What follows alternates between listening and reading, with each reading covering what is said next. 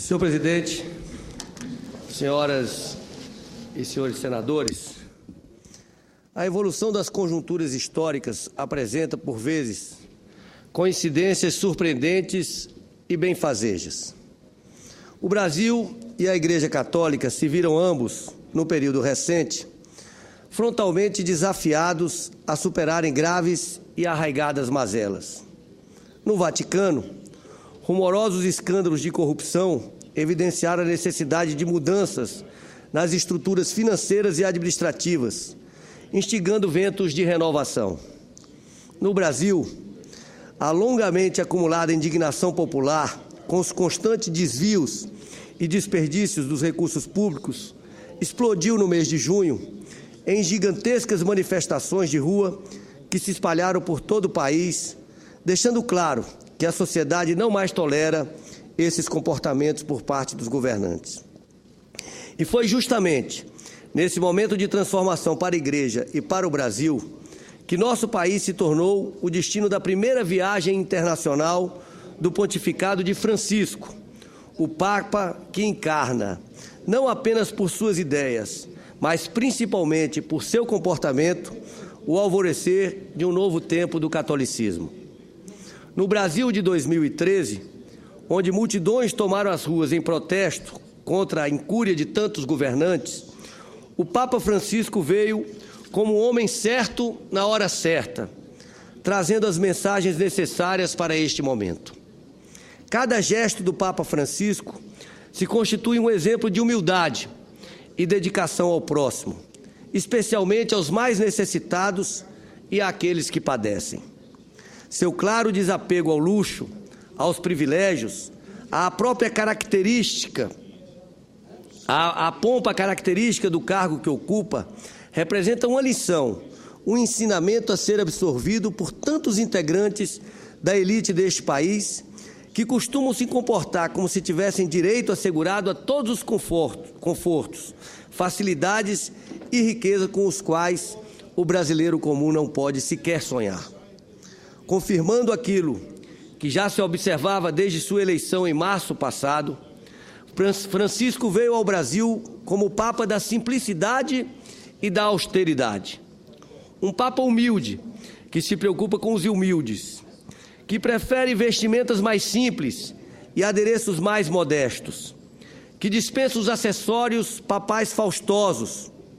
Com sua conduta que sinaliza desapego material, apreço pelas relações humanas e misericórdia, o Papa Francisco conquista corações e mentes, granjeia não apenas profundo respeito e admiração, mas também o afeto sincero de todos quantos se deixam tocar pela sua mensagem e pelo seu exemplo. Como lembrou o presidente da Conferência Nacional dos Bispos do Brasil, Dom Raimundo Damasceno, o Papa que visitou nosso país traz já no nome que escolheu o ideal que deve iluminar o seu pontificado, que é o ideal de simplicidade, de austeridade, de sobriedade, de desapego aos bens materiais, fazendo-nos lembrar que riqueza, poder e prazeres volúveis não propiciam satisfação verdadeira ao ser humano. Com seu exemplo, o Papa Francisco ensina que só podemos dar sentido a nossas vidas mediante a adoção de valores mais autênticos e verdadeiros, que não é pelo consumismo desenfreado que alguém chegará a preencher seu vazio existencial, que toda política e toda economia devem estar a serviço do ser humano. Senhor presidente, senhoras e senhores senadores, ao longo da semana, durante a qual se desenvolveu a Jornada Mundial da Juventude, o Papa Francisco cumpriu uma extensa agenda, levando sua mensagem de fé, solidariedade, esperança e amor aos jovens peregrinos que acorreram ao Rio de Janeiro e ao conjunto da sociedade brasileira. Já no dia 22 de julho, no Palácio Guanabara, em solenidade, à qual compareceram a Presidente da República e inúmeras autoridades, o Papa, referindo-se à diversidade de origens e culturas dos jovens que vieram à jornada, apontou a fraternidade que os unia na fé, para além de toda a diversidade, e destacou a missão incumbida a esses jovens de criar um mundo de irmãos. Ressaltou também sua santidade, perante as autoridades presentes, a importância de bem cuidarmos de nossos jovens, de sabermos abrir-lhes espaço, tutelar as condições materiais e imateriais para o seu pleno desenvolvimento. Despertar neles as melhores potencialidades para que sejam sujeitos do próprio amanhã e corresponsáveis pelo destino de todos.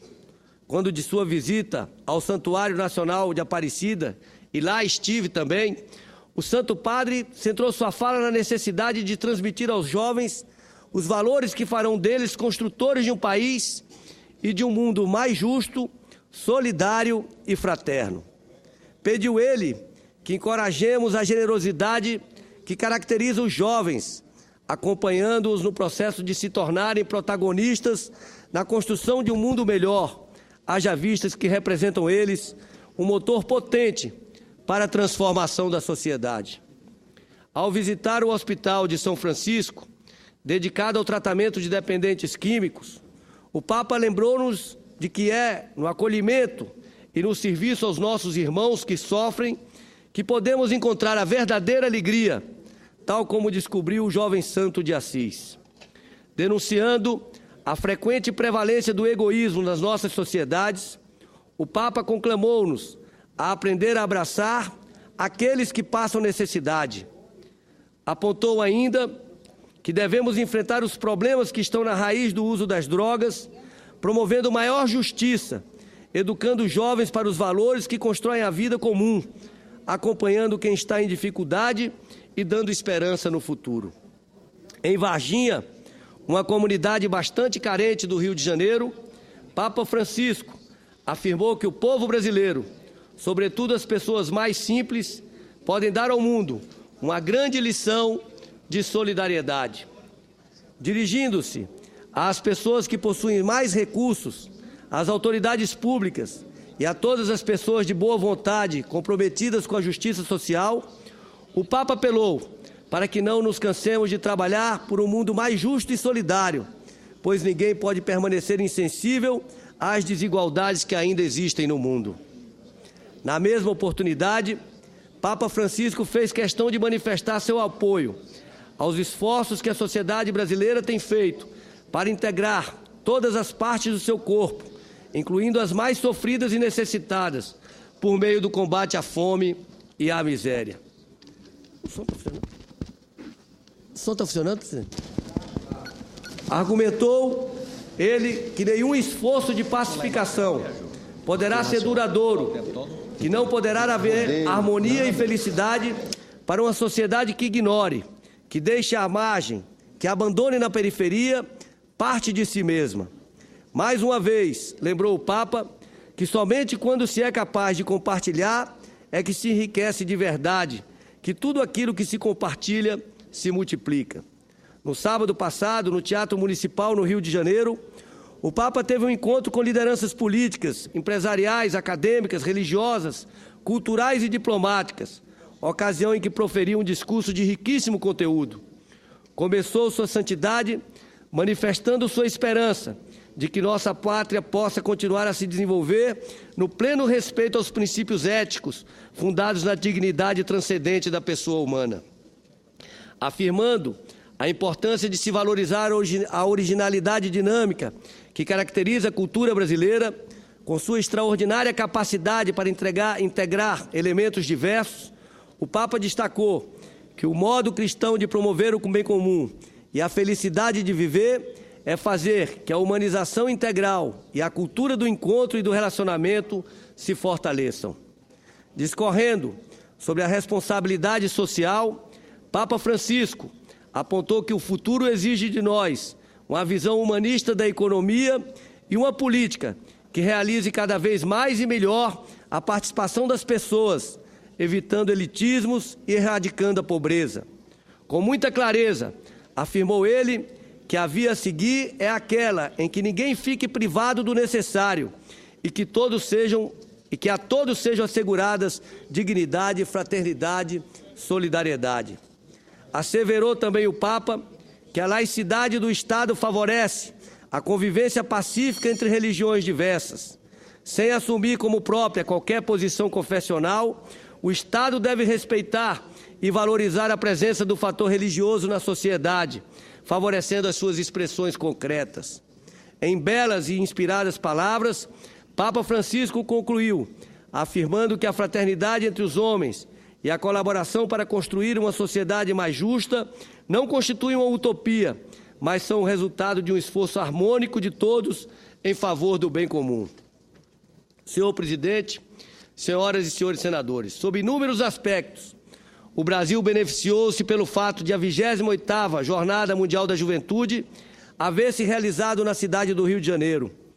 Em primeiro lugar, é preciso destacar o quão inspiradora foi a presença do Papa Francisco entre nós. Seu exemplo de simplicidade, de humildade, de austeridade serve de motivação para todos os brasileiros, particularmente para aqueles que detêm responsabilidades na condução dos interesses coletivos. Ainda mais do que a lucidez e a força de suas palavras, as atitudes do Papa devem inspirar-nos a uma nova postura em nossa vida comunitária, uma postura que coloca em primeiro plano a solidariedade, a cooperação, a responsabilidade social. Beneficiamos-nos ainda com a energia vibrante dos 3 milhões de pessoas, na sua maioria jovens, entre 16 e 24 anos de idade, que participaram do evento. Também esses anônimos nos deram belas lições de entusiasmo, de fé, de colaboração, de civilidade. É inacreditável que um evento dessa proporção tenha transcorrido sem que um único episódio de violência se tenha registrado. Evidentemente, a infraestrutura disponibilizada pelo poder público jamais será suficiente para atender a contento uma multidão como essa. Apesar disso, os participantes da jornada mantiveram sempre a tranquilidade, o bom humor, a disposição de cooperar. Esperaram pacientemente nas filas, depositaram o lixo nos locais corretos, atenderam às orientações relativas ao trânsito. De fato, nos deram uma extraordinária lição de civilidade e de convivência pacífica e harmônica. Sob o aspecto estritamente econômico, a Jornada Mundial da Juventude também foi muito benéfica para a cidade do Rio de Janeiro e para o país. Algumas vozes levantaram-se para criticar os gastos realizados pelas 3 esferas de governo com a realização do evento. Tais questionamentos, senador Suplicy, contudo, não se sustentam. Em primeiro lugar, basta lembrar que qualquer evento esportivo, cultural, de lazer, bem como outros acontecimentos coletivos, exige a aplicação de recursos públicos. Isso faz parte da vida em sociedade.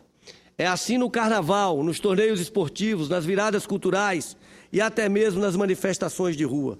O poder público tem de investir para assegurar as condições de segurança, a liberdade de reunião e de manifestação.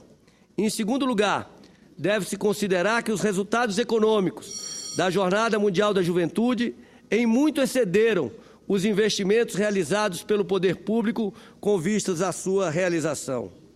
Juntos, os governos federal, estadual e a Prefeitura do Rio de Janeiro gastaram 118 milhões de reais em logística, mobilidade, segurança pública e comunicação.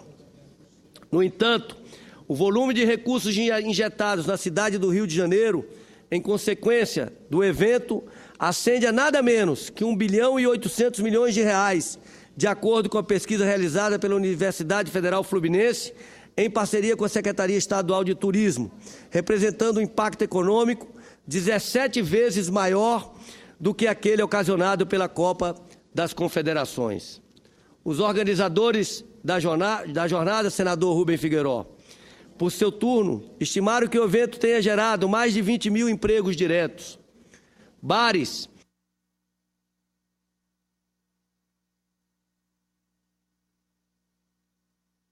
e restaurantes registraram um movimento muito superior ao normal. Um estabelecimento em Copacabana, por exemplo, registrou em um dia faturamento equivalente ao de uma semana inteira. Outro chegou a servir 75 refeições por hora. De acordo com a pesquisa da Universidade Federal Fluminense, o peregrino brasileiro desembolsou uma média diária de R$ 49,70, ao passo que aqueles que vieram do exterior tiveram despesas médias de R$ 81,00 centavos. Entre os fiéis brasileiros, senador Cristóvão, 68% nunca haviam estado no Rio antes. Entre os estrangeiros, 87% visitaram a cidade pela primeira vez durante a jornada. 6.000 jornalistas de mais de 70 países cobriram a jornada. Não é difícil perceber o que significa em termos de divulgação turística para o Brasil no exterior. Senhor presidente, senhoras e senhores senadores, na semana passada, o Brasil teve a dupla aventura de sediar um grande evento internacional e de receber a visita de um homem extraordinário. A visita do Papa Francisco ao nosso país, durante a Jornada Mundial da Juventude 2013, encheu o povo brasileiro de alegria. Ficamos todos encantados pelo carisma desse homem simples, profundamente humilde e caridoso. De resto, a vinda de mais de 1 milhão de peregrinos de todas as partes do Brasil e de 170 outros países ao Rio de Janeiro trouxe uma energia muito positiva para a cidade e movimentou vigorosamente a sua economia. Tudo correu muito bem, sem que qualquer incidente de maior gravidade tenha sido registrado. A inédita concentração de 3 milhões de pessoas na praia de Copacabana compôs uma imagem impressionante, inesquecível. Todo o povo brasileiro está de parabéns pelo êxito na realização desse grandioso evento.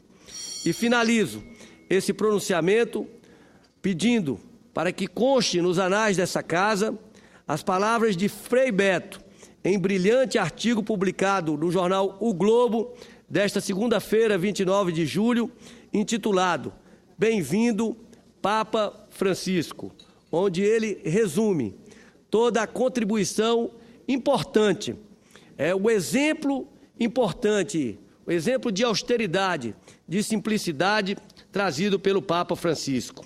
Diz ele, bem-vindo aos nossos corações, nos quais gravou seu cativante sorriso e a simplicidade tão rara naqueles que, como você, galgam os degraus do poder. Bem-vindo à sua ousadia evangélica de entrar no Brasil como Jesus em Jerusalém, não montado no cavalo branco dos imperadores, equivalente hoje às limusines blindadas, e sim no burrico de um carro de classe média, com o vidro aberto, sem nojo do cheiro de povo, nem temor da acolhida calorosa da população. Bem-vindo esse nome, Francisco, para nomear um Papa. O Santo de Assis rejeitou, nas origens do capitalismo, o sistema produtivo que gerava concentração de riquezas e exclusão social, e que teve em Bernardone, pai do jovem Francisco, um dos pioneiros.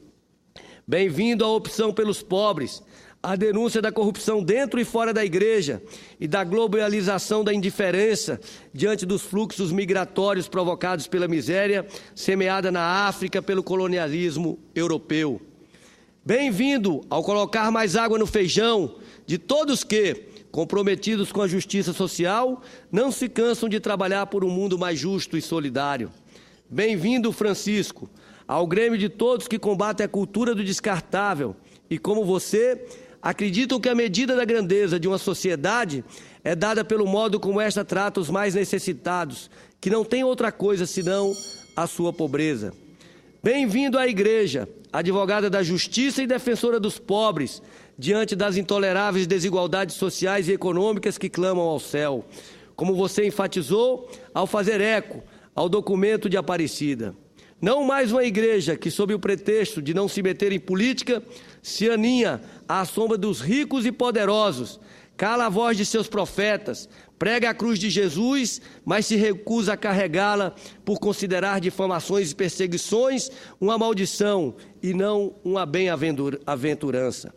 Bem-vindo à reforma da igreja, iniciada pela mudança que você imprime ao papado. Nada de arminho, cruz de ouro, sapatos vermelhos. Acabou o carnaval, você advertiu ao querer investi-lo como um príncipe.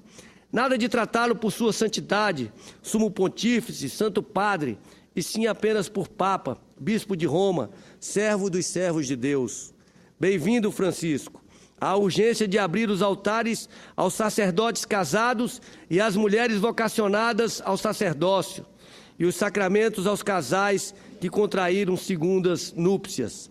Bem-vindo às comunidades eclesiais de base, que você tanto valorizou em Aparecida em 2007, ao fim do celibato obrigatório, a abertura do debate sobre todos os temas atuais relacionados à teologia moral, preservativo, homossexualismo, aborto, pílula do dia seguinte, células-tronco, etc.